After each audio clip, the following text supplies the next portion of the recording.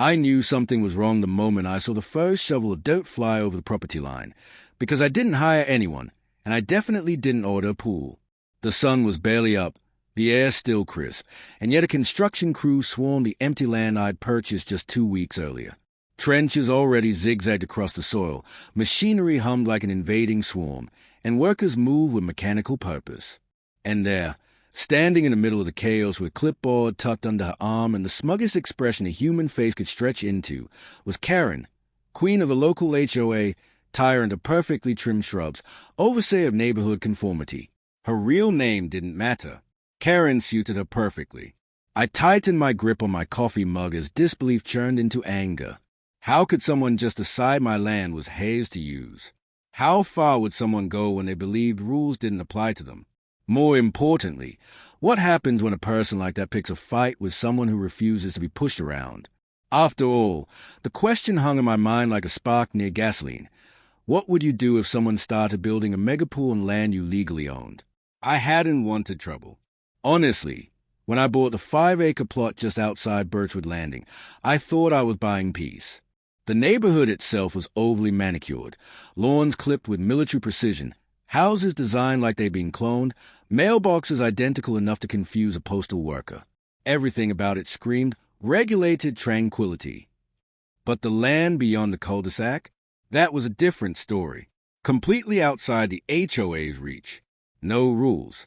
No petty letters taped to my door complaining about the color of my garbage bins. No fine for aesthetically displeasing hedge trimming. Just open, untouched space where I could build a workshop, plant a garden, maybe even settle into a simpler life. That vision lasted a whole 14 days. The first warning sign came sooner than I expected, when Karen knocked on my door 2 days after the purchase. I should have braced myself then, should have sensed the storm brewing behind her toothy, overbright smile. "Hello, neighbor," she greeted me, stretching the word like it was both a label and a threat. "We wanted to welcome you to Birchwood Landing." "We?" I asked, glancing behind her for some welcoming committee. No one was there. She thrust a basket of house-shaped cookies into my hands. They were ice and HOA blue and tasted like dry plaster when I eventually tried one.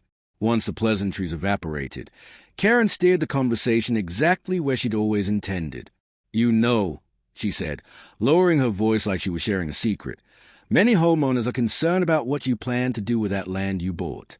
It's such prime space, a real opportunity for community enhancement." There it was, her favorite phrase, community enhancement. I echoed, as if I didn't already sense the impending disaster. "Oh yes," she continued, "a clubhouse, a walking trail, maybe even a recreational facility. We've discussed it at every board meeting for years. And you want to build it on my land." She giggled. "It's not what I want. It's what the community needs. You could help us achieve something wonderful." "No," I said plainly. "It's my property." Her smile pulled tight. "We'll revisit the topic later." I thought that was the end of it. I was wrong. Fast forward 2 weeks, and she had somehow convinced an entire construction crew that she had permission to tee up my land. I stormed across the date, heart pounding, as machinery roared and workers shouted measurements at one another. "Excuse me," I shouted. "Hey, stop." Karen turned slowly, dramatically, like a villain savoring her entrance. "Oh," she said brightly, "you're here. Perfect. I wanted to show you the progress." I stared at the deep trenches snaking across my property. What progress? "The community pool," she announced proudly, as if she were unveiling a monument. Pool." I repeated, certain I'd misheard. "Not just any pool," she corrected. "Olympic-sized. Hot tub, splash pad, a lounge deck. It's going to be magnificent." "On my land?" I asked, every muscle in my body tightening. She gave a tiny shrug. "Well, yes, but don't worry, you'll get free access for life." I blinked at her, unsure if I should scream or laugh. "Karen, this is trespassing." She waved me off. "You're being dramatic. We talked about this." "You talked," I corrected. I did not agree. "You didn't say no," she countered. In what universe? What universe does silence equal permission to build a mega pool on someone else's private property? Her expression hardened. If you fight this, you're going against the entire community. The HOA can issue fines, legal consequences, social consequences. There it was, the threat she wielded like a blade. But she had made one massive mistake. She assumed I was scared of her. That night, 3 emails from the HOA slammed my inbox, each one more threatening than the last. Cease disrupting community progress. Your behavior is considered hostile to neighborhood harmony. Continued interference may result in fines and litigation. I didn't respond. Instead, the next morning, I took every document I had, deed, survey maps, land registry info, and drove straight to the county office. The permit specialist listened, eyebrows climbing high with every detail. They are building a pool, he repeated, on land that doesn't belong to them. Yes, I confirmed, and they think I'm going to let it happen. He chuckled, full-bellied, disbelieving laughter. No permits, no inspection requests, no land use submissions. That's illegal on multiple levels. So what do? I asked. He slid a stack of forms across the counter. You file these, and then you let them keep going. Keep going? Oh, yes, he said with a satisfied smirk. Because the more they build, the more they owe. Once the county steps in, you will see. When I returned home, it looked like they had doubled the workforce just to spite me. Machinery boomed. Workers shouted. The foundation for the pool was being shaped into something massive, expensive, and monumentally idiotic. Karen spotted me and waved like she was royalty greeting a loyal subject. I waved back, because now I had a plan. I wasn't going to stop them. I wasn't going to argue. I wasn't going to threaten, yell, or plead. I was going to let them build their precious megapool, every last inch of it. And then I was going to own all of it, because Karen had forgotten one tiny detail. You cannot claim what you do not own, but you can build something extremely valuable on someone else's property. And I was more than ready to make her regret every smug smile she'd ever thrown my way. The next morning, Birchwood Landing buzzed like a disturbed hive. Word had traveled fast, faster than I expected. Honestly, Karen didn't just spread news. She released it like spores, letting it infect every conversation from dog walk gossip to mailbox-side whining sessions. By 9 a.m., half the neighborhood had apparently convinced themselves I was sabotaging the community's greatest achievement. Perfect. Let them think I was a villain. I drove by the construction site, my construction site, and watched as workers pawed concrete like they were trying to set a world record. I had already filed the paperwork with the county. Now all I had to do was let them bury themselves deeper with every bucket of cement. Karen strutted across the growing rectangle of gray like she owned the place. She wore a bright visor, sunglasses, and a neon safety vest even though no one had asked her to. She looked like the world's most irritating traffic cone. Well, she greeted me when she saw my car stop across the street. Nice of you to drop by. Checking on progress. Something like that, I replied, stepping out. She gave a satisfied sigh. It's coming along beautifully, isn't it? In a few weeks, this whole community will finally have something worthwhile. Not like all that unused space you wanted. Unused space? I almost smiled. Soon enough, the space would be the most valuable piece of land for miles, and all mine. A worker approached her with a clipboard. We're ready for inspection on the foundation. Excellent, she declared. Tell the inspector to meet me here in an hour. My smile widened. Which inspector? She blinked. What do you mean, which inspector? The city inspector, of course. I crossed my arms. You do know you need to file permits before you schedule an inspection, right? She scoffed. Don't pretend to understand how HOA leadership works. I almost laughed. HOA leadership meant absolutely nothing to the county. And the county had already seen my complaint, complete with photos. I let her bask in her delusion a little longer. That afternoon, I heard the first crack in her perfect facade. A white county truck pulled up to the construction site. 2 inspectors hopped out and walked straight toward the chaos. Karen rushed toward them, waving her clipboard like one that could bend reality. "Gentlemen," she called, "you must be here for the inspection." The first inspector flipped through his folder. "We're here because of a violation report." Karen froze. "A violation? No. There's been a misunderstanding. This is a community project." The second inspector raised an eyebrow. We couldn't find any file permits for this project. No land use approval. No architectural review. Not even a preliminary request." Her smile twitched. "Well, we meant to, but—" The inspector cut her off. "This is an authorized construction on private property." "Private," she sputtered. "No, this is community land." The inspector pointed directly at me, standing only a few steps away. "It legally belongs to him."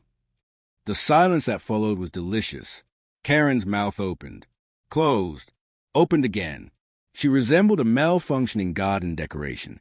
The inspectors moved around the site, snapping photos, taking notes, and shaking their heads. After several minutes, they returned to Karen.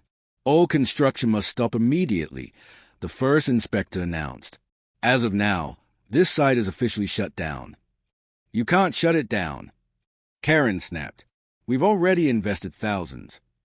"That's unfortunate," the inspector said, completely unfazed.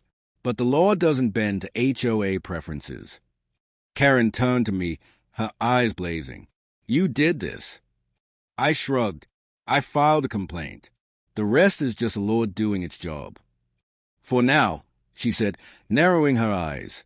"But this isn't over." She stormed away, her visor bouncing with fury. Construction stopped, yes, but only for a day. The following morning, trucks and workers returned. It was almost surreal. I walked out to confront the foreman. "Didn't the county shut this down?" I asked. The foreman scratched his head. "The lady, Karen, came by this morning, said everything was cleared up and gave us a bonus to keep going."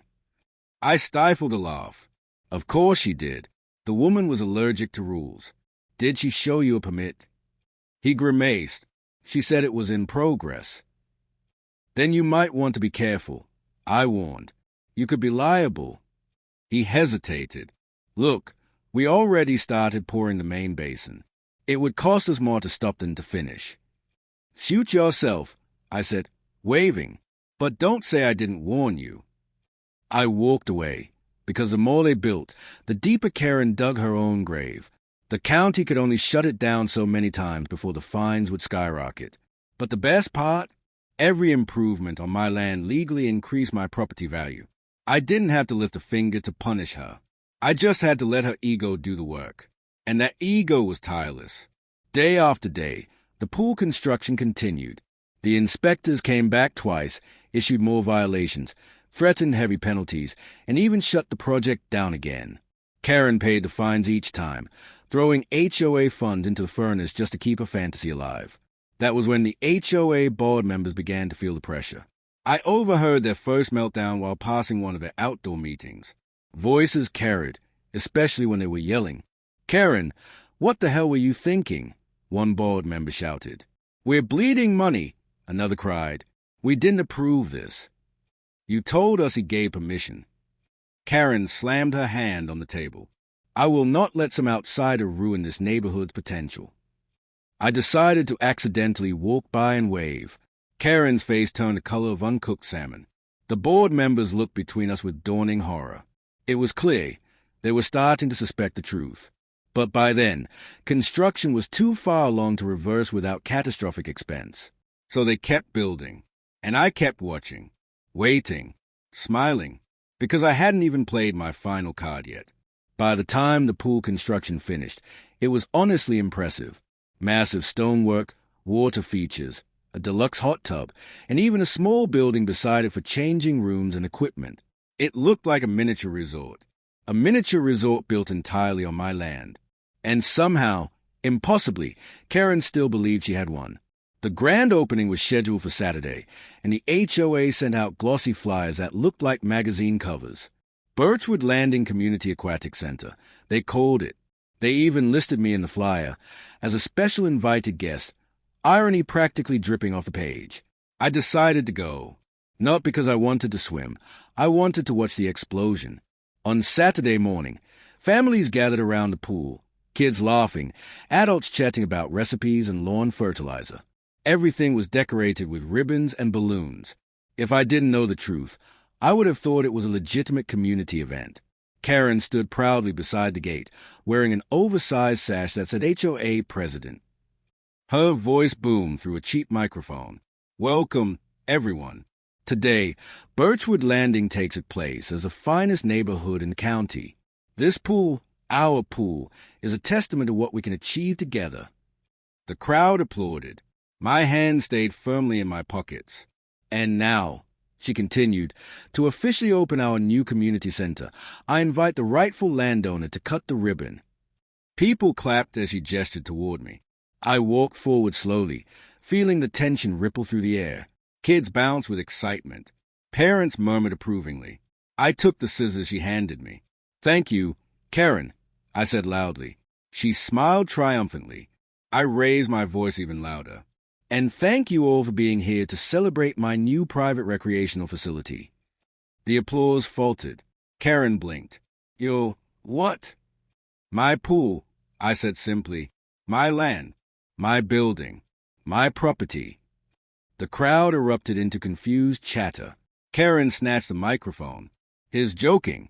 Everyone. He's being funny. Tell them you're joking. Oh, I'm dead serious, I said. I reached into my bag and pulled out a thick folder, the county's inspection reports, violation notices, property deed confirmations, and final legal rulings. I held up the deed. This document states that I am the sole owner of the land beneath us, and every structure built on this property is legally mine, permanently. Gasps spread across the crowd. One of the board members stepped forward. Karen, is that true? Karen stammered. Of course not. He tricked us. He must have stolen those documents. A voice behind her cut through the chaos. The county inspector had arrived. Everything you're saying is accurate, the inspector announced. We tried shutting down construction multiple times. Your HOA president ignored every order. Silence fell like a hammer. He continued. The pool was built illegally on private land. It belongs to him. And the HOA now owes the county over $200,000 in fines. People gasped. A few choked. Karen swayed on her feet like someone had unplugged her spine. And, the inspector added, since this facility was built using HOA funds without proper authorization, every homeowner here will face increased fees until the debt is paid. The crowd turned into a storm. What? You spent our money. You lied to us. My fees are going up. I didn't even want this stupid pool. Karen raised her hands, backing up. Everyone, calm down. I did this for you. For all of us. A woman shouted, You cost us more money than our houses are worth. A man yelled, I'm calling for an HOA vote. You're out. Someone else screamed, You're paying for this from your own pocket. Karen scrambled backward, face pale. I leaned toward her. Bad day. You ruined everything, she hissed. No, I corrected. You did. By Monday morning, the neighborhood had transformed. The once proud HOA office now looked like the aftermath of a riot. Flyers demanding Karen's resignation were taped to mailboxes. People whispered furiously on sidewalks, glaring at her house like it was a crime scene. The HOA board arranged an emergency meeting at the community park. I didn't go, but I heard every detail from neighbors who were eager to vent. They stripped Karen of her title. They froze all HOA discretionary funds. They launched a formal investigation, and they demanded she personally repay a massive portion of the construction expenses. But the real twist came when Karen tried to argue. It's not fair, she protested. He stole the land out from under me. One of the board members shot back. Karen, it was never yours. Another said, You ignored every warning. You lied to us. You forged votes. You wasted our money. A third added, You're paying for this. And that was that. Over the following weeks, the HOA scrambled, desperate to repair their finances. They sent me a letter, very politely, asking if I would consider selling the land back to the community. I replied with a single sentence, "No." They countered with an offer. I refused. They raised the offer. I refused again. Finally, they sent their highest bid, nearly 5 times what I originally paid. I wrote back, "I'm afraid the price has gone up significantly." They asked what I wanted. I told them, $2 million. They choked, protested, threatened, bargained, but they had no choice. The pool was too expensive to demolish and too valuable to abandon, and the county refused to issue them any future construction permits until the fines were paid, which meant the HOA's survival depended on buying back the land. 3 months later, they caved. The money transferred. The land became theirs again. And Karen? She moved out, quietly, overnight. No farewell party, no final meeting, no drama, because she didn't have the energy left for it. Rumor had it she sold her house at a massive loss just to escape the wrath of the residents she once ruled. As for me, I bought another piece of land, bigger this time, farther from any HOA, tucked in the wooded outskirts where no one cared about mailbox colors. I built my workshop, planted my garden, and spent my evenings watching the sunset without anyone lecturing me about community aesthetics. Sometimes I thought about Karen, her arrogance, her certainty that she could take anything she wanted, her downfall engineered entirely by her own stubborn pride. In the end, I didn't need to scheme, manipulate, or fight. All I had to do was stand still and let her run full speed into her own destruction. Revenge isn't always fire and fury.